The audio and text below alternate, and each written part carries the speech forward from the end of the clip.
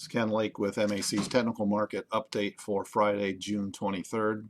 Well, the market pretty much collapsed this week in corn and soybeans on the moisture coming out of the south and our upcoming USDA crop report next week with final planted acres and quarterly stocks will be the major market mover going into next week.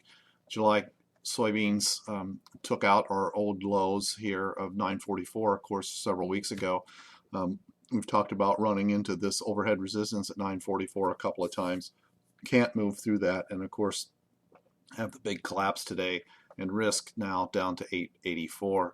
Stochastics very oversold, but showed us a little bit of a turnaround today, so I'm kind of thinking that we could rebound next week, but I wouldn't expect much more than a sideways trade going into Friday's report. On the November soybean side, likewise, big down days. Tested our 907 support that we kind of thought that we would see that test. Leaves downside risk now to 870. Very oversold market, but audit you should expect to see about a sideways trade next week. I don't think we're going to set new contract lows or go through the old lows that we just showed on the screen until we pollinate the corn crop and get some pods set on these beans.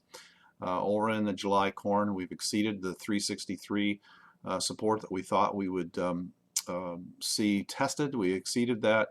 Leaves risk now to 358, exactly where we closed tonight. There's a old close back there of that.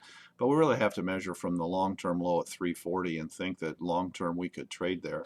With the market oversold in the momentum indicators, just like we are in the other markets. D's corn looks exactly the same, very oversold condition.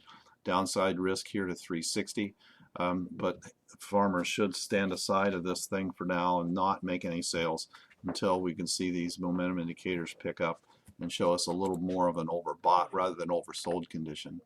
July wheat, 3 days lower, probably points even lower now after you have a couple days lower. The third day trading lower points to a lower trade next week. So we'll call support in here about 446 with July wheat.